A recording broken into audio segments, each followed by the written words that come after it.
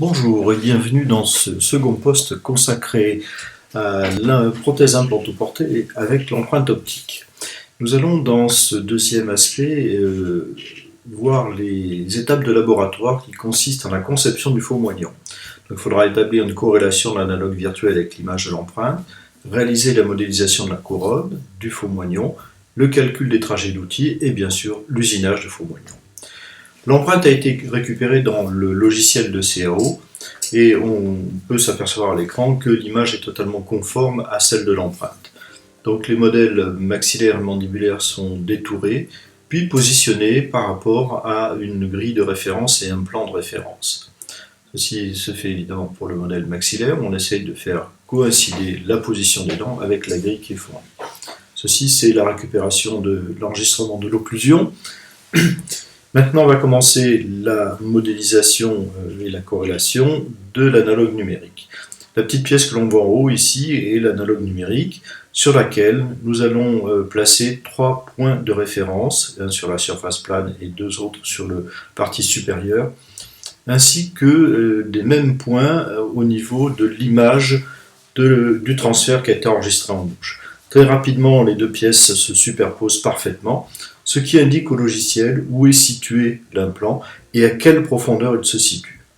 À partir de là, la première étape, c'est de faire une préconception des couronnes, de façon à ce que les faux moignons qui seront en dessous soient le plus harmonieux possible par rapport à la forme de la couronne.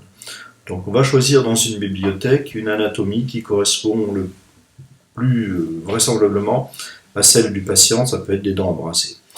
Le faux moignon va être usiné à partir d'une ébauche que le fabricant fournit. Ceci est très important car dans cette ébauche, la partie connectique qui va rentrer dans l'implant est pré-usinée par le fabricant. Donc ceci est une garantie de précision de cette connexion, ce qui est absolument fondamental dans la prothèse implantaire. À l'autre extrémité de la connexion se situe la partie qui va permettre de relier ce bloc à la machine d'usinage. Donc ces deux pièces évidemment sont extrêmement précises. Le modelage des couronnes donc se fait, on aperçoit en dessous l'analogue numérique qui a été mis en place et ici le positionnement de la préforme de ce grand bloc. À partir de là, le faux moignon prend sa place, il va être retouché avec des outils de retouche de façon à ce qu'il s'adapte le mieux possible par rapport au volume de la couronne. Évidemment l'antagoniste, les épaulements et toute la partie transgingivale est également modelée de façon à former le tulipage le plus adéquat en fonction de la situation anatomique. Donc divers outils de retouche très classiques dans les logiciels de CAO permettent d'augmenter ou de réduire les volumes de façon très précise. On réadapte bien sûr chaque fois l'occlusion et la prévisualisation de la couronne pour s'assurer que le volume de la couronne sera homogène au-dessus de ce faux moignon et qu'il n'y aura pas de zone de faiblesse, particulièrement en rapport avec les zones d'occlusion.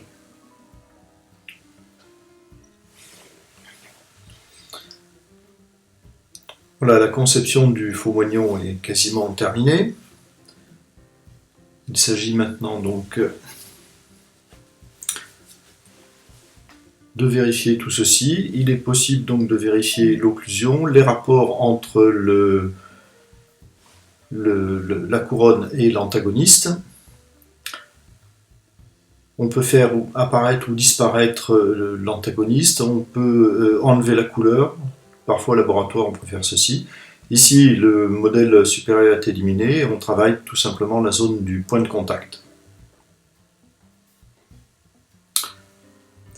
Un articulateur virtuel permet d'effectuer quelques mouvements.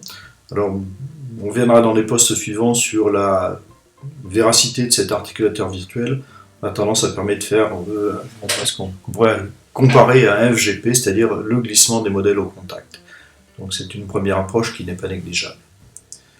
Voilà, la conception du faux moignon est maintenant terminée. Toutes ces informations vont être transmises dans un logiciel qui va être chargé d'abord de placer la pièce correctement dans le bloc, de s'assurer qu'il y a du métal suffisamment tout autour pour l'usinage, et très important bien sûr le calcul des trajets d'outils, du choix de l'outil et du trajet d'outils qui vont s'exécuter dans la machine. La machine d'usinage, c'est une grosse machine, puisque c'est une machine qui est capable d'usiner dans le métal, dans le titane. Nous voyons ici les deux ébauches qui sont positionnées dans un disque qui, qui est centré dans la machine et sur lequel les outils vont venir travailler. Voici l'usinage est terminé, une vingtaine de minutes ont suffi à réaliser ces deux pièces qui sont parfaitement détourées. Elles sont reliées encore à leur bloc, donc l'étape suivante va être de couper cette tige de liaison et de repositionner ces pièces dans les moulages pour un ajustage final. Donc dans ce poste, nous avons vu la corrélation de l'analogue virtuel avec le faux moignon, sa conception, bien sûr, la réalisation des couronnes et l'usinage. Je vous donne rendez-vous pour les prochains postes dans lesquels nous verrons la terminaison de ce cas avec la fabrication des modèles, le repositionnement des analogues et la terminaison, bien sûr, de la partie cosmétique jusqu'à l'ajustage et le placement en bouche de ces couronnes. Je vous remercie de votre attention.